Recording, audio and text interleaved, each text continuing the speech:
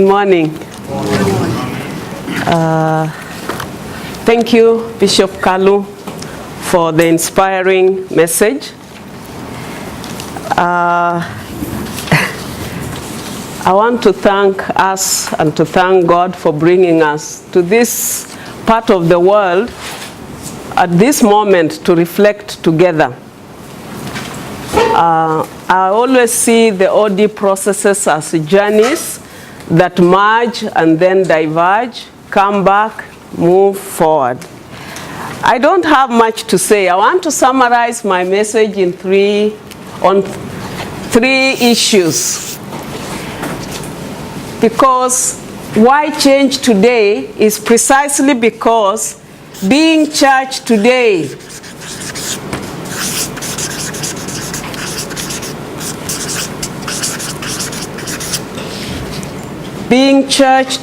raises the challenge, the context within which we operate.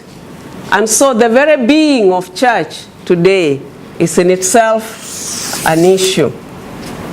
Our message today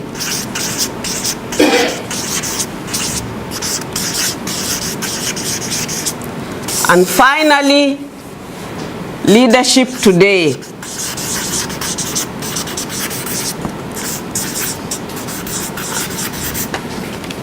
So I'll just share a few thoughts. I thought I will not flag the PowerPoint because this is really a conversation, and I want to share with you some of my own experiences, what I'm hearing, what I'm seeing.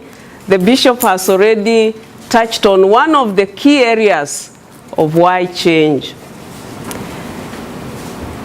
If we look at change, then we want to say that leadership and organizational change remains a relevant ongoing subject for OD practitioners, for leaders, and even for researchers. So it's an important area. We also want to look at external and internal changes that are critical to our practice and our reflection.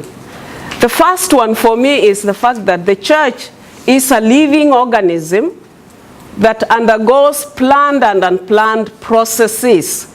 And these processes impact the life of the church. The second is that the church is a dynamic organization composed of human beings who also experience change individually and collectively. Thirdly is that the operating context of the church in Africa is changing rapidly. We look at the democratic processes, we look at constitutional processes, which I'll come back to. And four is that Africa and the African church is becoming the epicenter of Christian faith, and therefore the need to nurture, grow, and manage a growing church with all its challenges of growth. And five is changing relationships between the church in Africa and its mother churches, the mission agencies, the mother churches in the Northern Hemisphere, particularly around the ethical questions. So that whole issue of relationships between the church in Africa and in the North is why the need for change. Whether it will be change in our relationships, in the way we do business, it's nevertheless an issue. The other one is the profile of the church, which is very youthful, and the bishop has touched on the point of passing on the mantle to a young leader. Not only youthful, but with a female face. I've been using the word, the pillar of the church being women. But now I say the church has a woman's face. And I want to explain what I mean by that later. Because if you look at the emerging clergy, we are having female faces in that process. But there are also many processes of social change around the church that make it necessary for the change.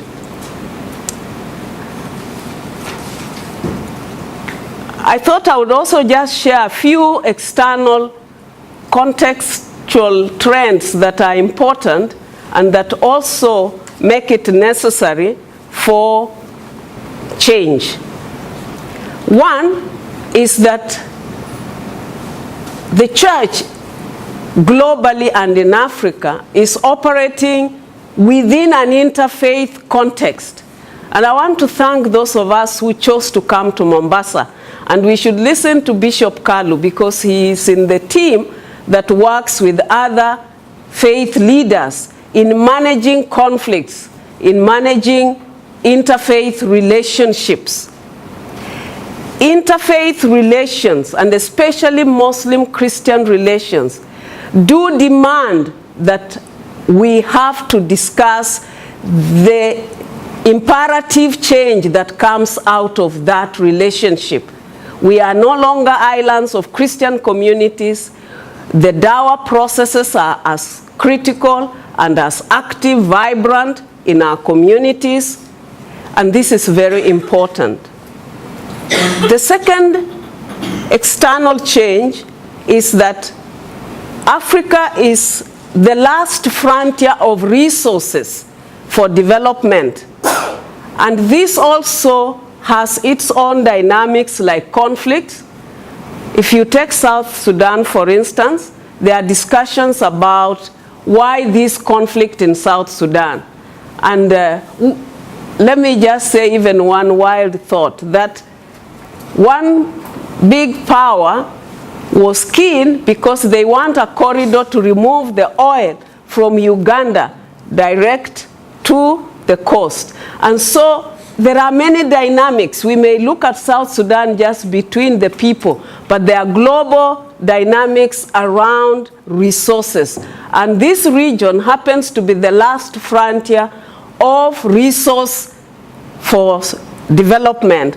And therefore, it also creates conflicts of different types. And the need for the church, therefore, to also wrestle with that. We also are living in a moment where we have new constitutional dispensation in many a country, new constitutions, the whole momentum of the rights of people, the whole momentum of empowerment of people, of election processes. And these have an impact on this growing church, on this expanding church. Related to the constitutional dispensations is also the regional blocks that the continent is forming, regional blocks to add value, to make a greater voice. And those of you who have read the East African of this week will see that there is a whole discussion of what AU, African Union, should really not allow a group of leadership that is coalescing around going backwards to dictatorial states. So these are issues that are important.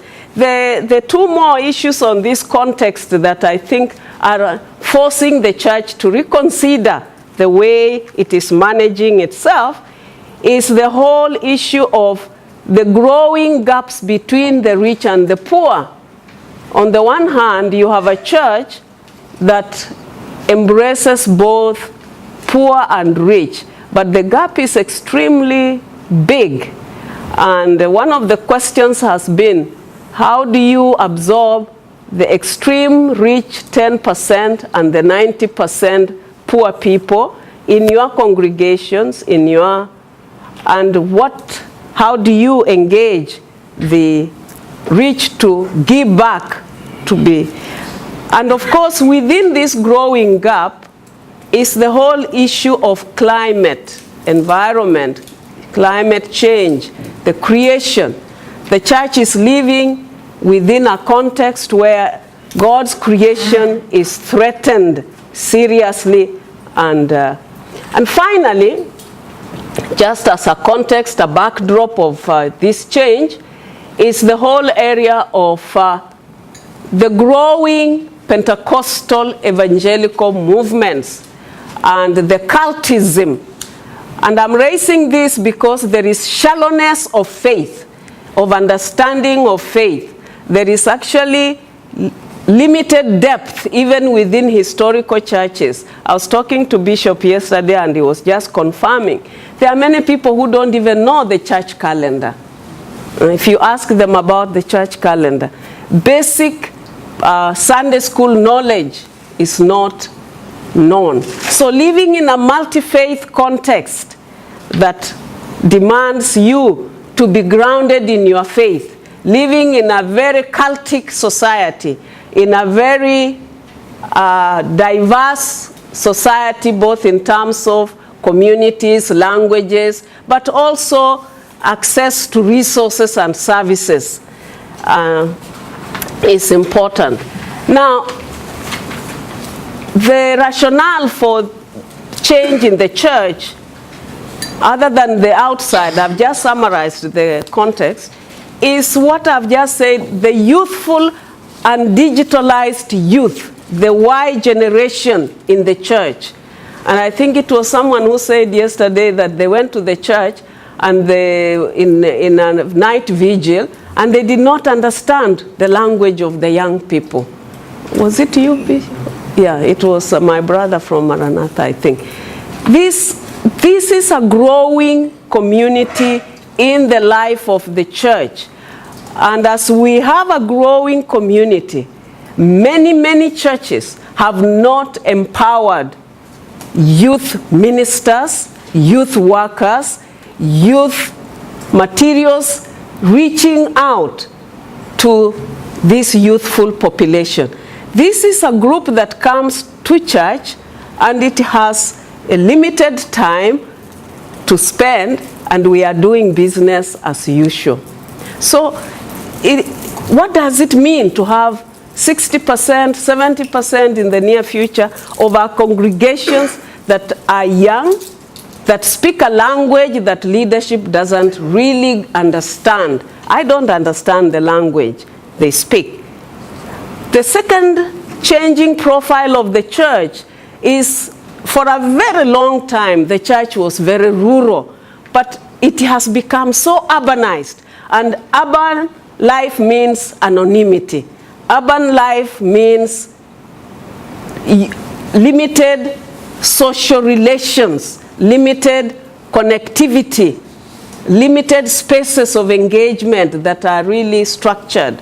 And this is something that we have not wrestled with sufficiently.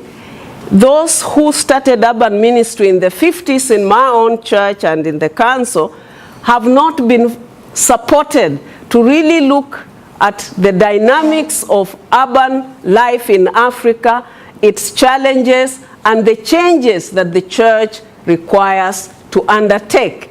And so, with these urban churches, we see others coping, some not so well.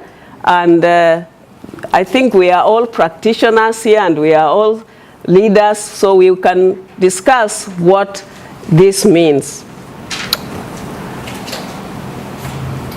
The structures, the appropriateness of structures, of church structures, is another area that is proving and requiring a lot of change in our churches. The structures that engage all the sectors of church. Over the period, we have seen exclusion, we have seen and experienced marginalization of one type or another. I don't want to go into the details. And coming from an Episcopal church, I always say, yes, we are supposed to be equal houses, but sometimes we are not equal houses. And so, coming from mother structures that have fused in a culture that has also had its history of marginalization, exclusion. How do our structures embrace? The liturgies, the worship is another huge area that we have taken for granted. And within the church, just to indicate some of the changes, is the competing demands on time on members. We could in the past sit in the church for 2, 3, 4 hours. Today, people don't have that time. They don't have the time to sit there for 10 hours. The way we have run church meetings for hours, the management of church meetings, where we go on talking, and therefore excluded certain sectors of our communities. Young women were saying, we cannot commit ourselves to be committee members because they are held late, they are held for very long hours, and we have other issues. So that competing demands on time. Then the bishop has rightly touched on leadership succession and transition. Canon Kaiso and I were just recently with a group of church leaders, and this was perhaps the most critical issue of that whole 1 week. And it is, how do we start the preparation of succession, of transition? How do we plan? What are the policies? What are the rules around this succession? What are those things that need to be done? What is the timeline? And I really think Canon should share this with us, because as I shared this bit of the story with this leadership, it became so critical that there were leaders who didn't know what needs to be handed over to them as they take office. So the whole issue of leadership succession, transition, remains a challenge that requires the church to continue to seek for changes that can make it comfortable, easy, the way Moses and Joshua went, because many a time the politicking around transition, succession, actually creates conflict. The elections around that, the management of those elections, the results of those elections, the way the whole process has been taken on reflects the secular process. And so at the end of succession, when people take over, they take over a church, a diocese, a congregation that is divided. Within this transition was also how we post our clergy around. What is it? And I'm a victim. I only had a clergy for 6 months and then they were taken away. So you leave your congregations mourning constantly because they are not part of the equation of consulting to say, this is the period a clergy person will stay with you. After this period, you can then move them. So it is haphazardly done. And many congregations are left mourning. And what has happened? We see movement of people from one corner to the other, moving from one parish, sometimes following the same clergyman or clergywoman. Now, I talked about the increasing female faces of clergy. And I'm raising this as a major issue for the church in Africa, because the role and place of female clergy in the male-defined institutional arrangement is not yet sorted out. It's not yet sorted out. Their formation, the formation of clergy, female clergy, is also an issue. The placement of female clergy is also an issue. Those churches that have female clergy. There are those who don't even have female clergy. But there are people in those churches who feel they are called to serve and they are not given space. And then you have the whole relationship between male and female clergy. These are areas that are not discussed openly in the church. And I have bishops, one is emeritus and one is still in office, so they can share. I'm almost finished, don't worry. I said, I summarized my work on these three. What is the message of the church today in the context I've discussed, where we have conflicts, where we have leadership that is not accountable, where we have resources of the people being taken daily, stolen in fact from the people, where we have major gaps of the rich, between the rich and the poor. The message of the church, today's message, is it the same as yesterday? Is it a message of convenience? When it comes to issues of the day, are we just speaking, applying doctrine of convenience, or are we really speaking the word of God to the people of God at the time that God has given us? My last point, because I want us to have a discussion, is the use of our local resources, talents in the church.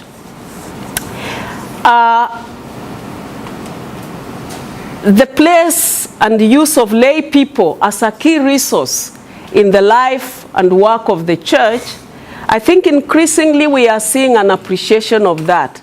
But still, I would say that is an area that calls our churches to rethink and to find new mechanisms.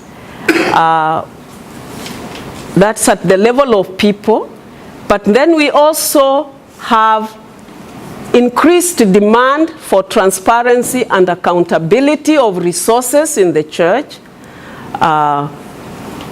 The increased accountability and transparency and integrity of resources, of leadership, is something that continues day in, day out in the life of the church.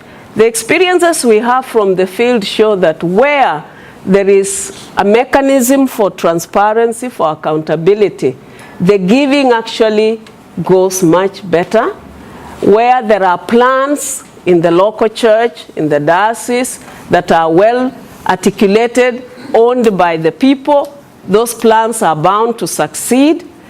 But when it is just managed by a small group of people, it becomes a challenge. Still on the use of local resources and talents in the church is the whole area of the management of these resources,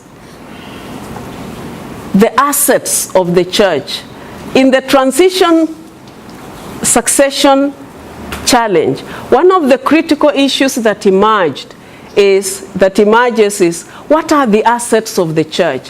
What are the assets of the individual? Where is the separation? And is it known what belongs to the church, what is not the church's property? That separation. Secondly, how is the church managing its assets? As African countries grow economically, there are new policies, and Professor Ugara will help us to even reflect where taxation is becoming a challenge to the churches. And if we have not used and managed our resources carefully, we stand to lose. Over a period in many a country, we've seen churches losing their vital assets, particularly land, to other faiths, to other communities, because they were not known. In some situations, we have conflicts because the resources were registered in the name of individuals. In other situations, the state is making demands because they know those sitting in leadership are actually corrupt. So you cannot speak to the state. This area of resource management is very, very critical. It allows the church to either speak with authority or not to speak, or speak in a tamed manner.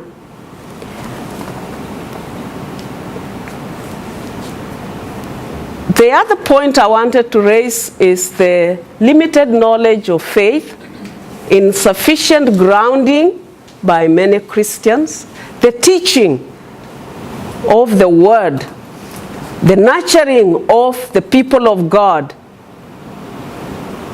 in our church, in our continent, is a major issue. I have met many people, young old. And I think the fact that we have not an active Sunday school ministry in many a church, except the emerging big Pentecostal ones, the fact that we don't have an active youth ministry, and young people are out there in the digital world, they have a lot of demands. This issue of limited knowledge of faith, with what I presented in the context as new faiths also coming, new movements into the region, the fertile ground for cultism is so great. And friends, as I finish therefore, I want to say that the imperative for change has never been as great as today. Because being church in Africa today is so critical that the conflict between the African church and its mother church is something we should not put under the table. The conflict within the African church by various groupings in the church, the issues that have faced Europe are also facing us in one way or another. Secularism is part and parcel of a growing church in Africa.